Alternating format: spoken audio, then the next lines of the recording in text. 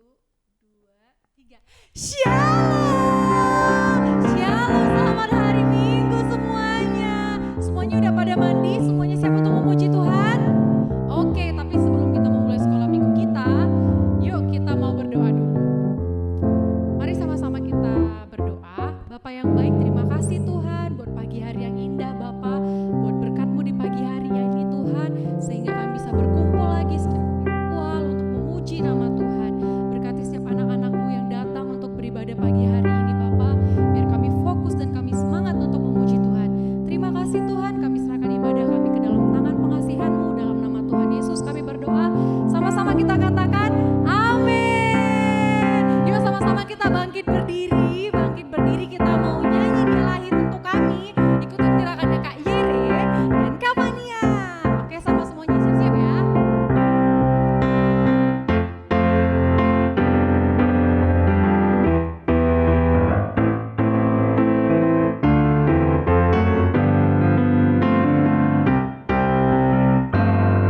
Dia lahir untuk kami, Dia mati untuk kami, Dia bangkit bagi kami semua.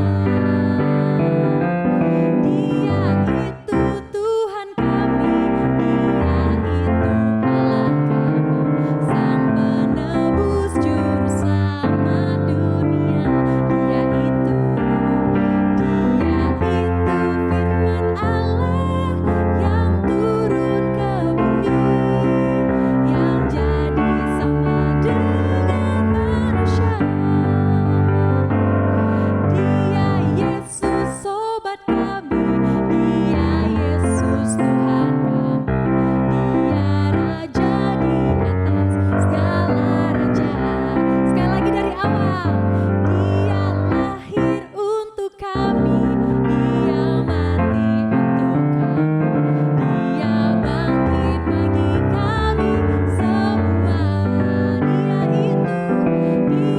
itu Tuhan kami, Dia itu Allah kami, Sang Penebus Juru Selamat dunia.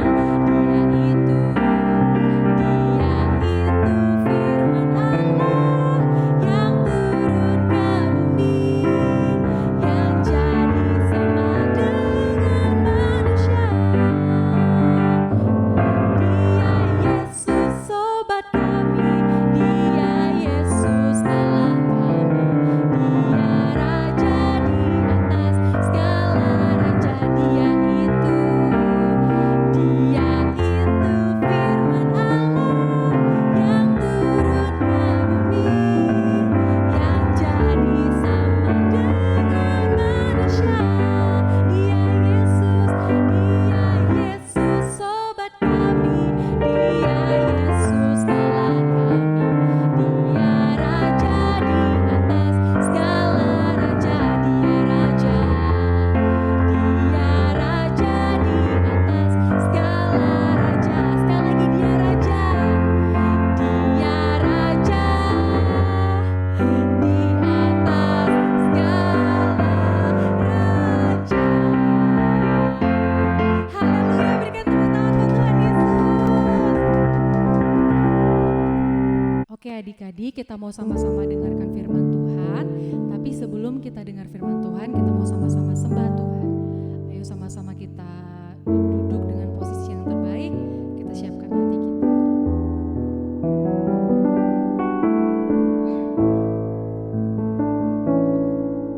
Bapakku datang dan berserah, ku nyatakan Kau yang berkuasa dalam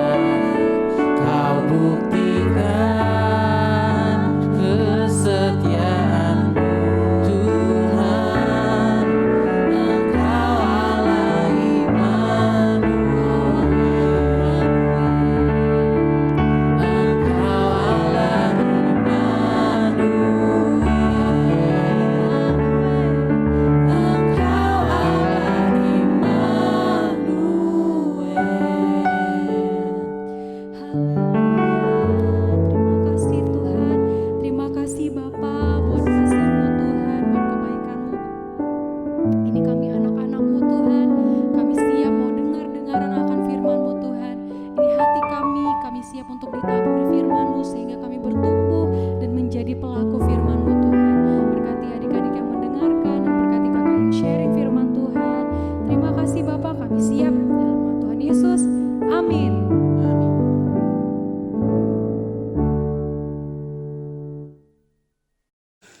Shalom adik-adik, selamat pagi, apa kabarnya? Sehat-sehat semua? Udah pada mandi? Udah pada sarapan? Ayo, ya kita mau mendengarkan firman Tuhan hari ini. Apa ya temanya? Tapi kayaknya kok panas banget ya, sumuk banget, aduh, kayaknya mau nyalain AC deh. Ambil tapi kok kotor banget ya. Nanti tangannya kotor. Ya udah deh, dibersihin dulu pakai tisu. Nah, kan udah bersih. Nah, sekarang nyalain AC. Tuh, kok nggak bisa nyala? Ternyata nggak ada baterainya. Pantesan nggak bisa nyala. Aduh, sumuk deh. Ya udah deh, nggak apa-apa. Kita lanjutin aja. It's okay. Semuanya tidak apa-apa. Tadi adik-adik sering nggak sih ngerasa kayak gitu, kayak kesel karena ada hal-hal masalah-masalah kecil atau masalah besar yang membuat jadi kesel, jadi nggak bisa melakukan aktivitas gitu ya. Tapi sebenarnya adik-adik, ada satu masalah yang jauh lebih besar daripada masalah yang kita hadapi sehari-hari. Apa itu? Mari kita mau dengarkan cerita Alkitabnya. Nah, suatu hari, kayak kita biasa tahu ya, Tuhan Yesus itu kan senang selalu berkeliling gitu ya, untuk memberitakan firman, untuk menolong orang, untuk menyembuhkan orang-orang yang sakit gitu ya. Nah, suatu hari Tuhan Yesus sedang berkhotbah, sedang memberitakan firman di suatu tempat gitu. Nah, tiba-tiba ada orang lumpuh yang dianterin sama 4 orang temannya. 4 orang ini karena orangnya di situ rame banget. Jadi mereka ini nggak bisa masuk, padahal mereka ingin supaya temannya ini disembuhkan sama Tuhan Yesus. Karena yang mereka tahu yang bisa menyembuhkan temannya adalah Tuhan Yesus gitu. Nah, akhirnya apa yang mereka lakukan? Akhirnya mereka naik ke atap, terus atapnya dibuka, dilubangin. Akhirnya mereka menurunkan teman mereka yang lumpuh nggak bisa berjalan itu lewat atap itu, teman-teman. Luar biasa ya imannya teman-teman ini, orang-orang ini gitu ya. Lalu setelah Tuhan Yesus melihat orang ini, apa yang Tuhan Yesus lakukan? Tuhan Yesus bilang, dosamu sudah diampuni. Nah, penasaran gak sih atau apa adik-adik? Kan orangnya lumpuh, yang dibutuhkan adalah kesembuhan biar bisa jalan lagi. Tapi kenapa Tuhan Yesus bilang kalau dosanya sudah diampuni? Nah, disinilah yang lebih penting gitu adik-adik, bahwa masalah kita yang paling besar gitu ya, bukan hanya masalah kesehatan, misalnya lumpuh bisa berjalan, buta melihat gitu ya. Masalah yang jauh lebih besar yang perlu diselesaikan adalah dosa. Dosa orang ini diampuni sama Tuhan Yesus. Bukan cuman itu, pada selanjutnya orang ini disembuhkan juga sama Tuhan Yesus. Tapi yang paling penting apa? Dosanya diampuni.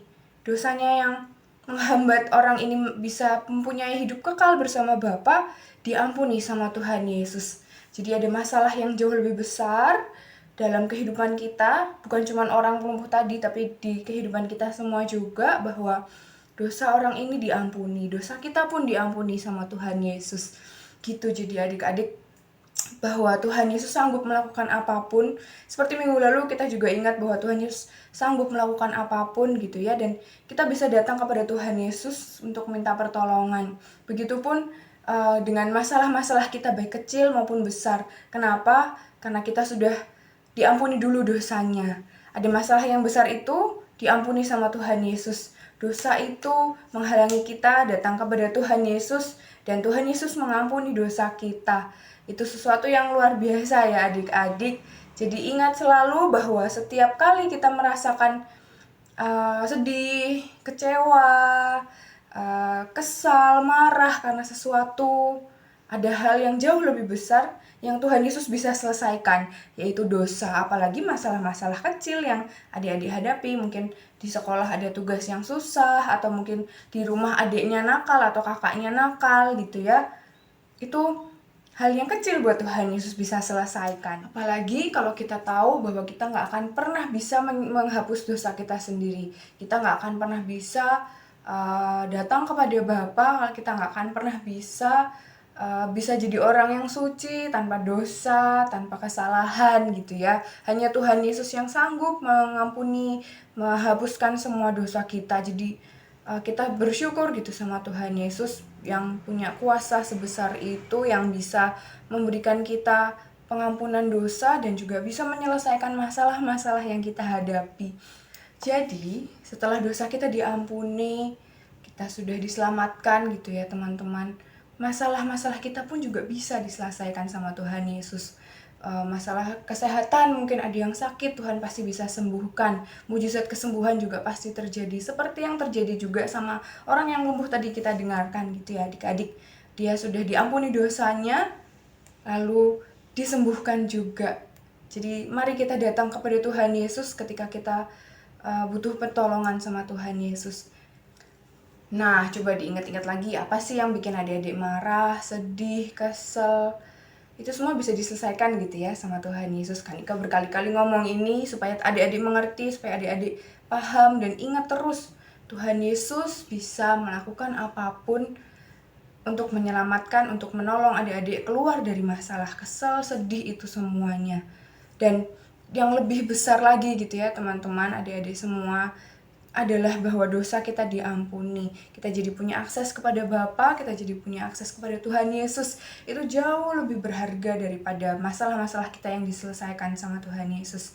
Selalu ingat itu dan selalu renungkan itu aja. Oke, sekarang kita ayat hafalan. Ayat hafalannya ada di Yohanes 10 ayat 10b.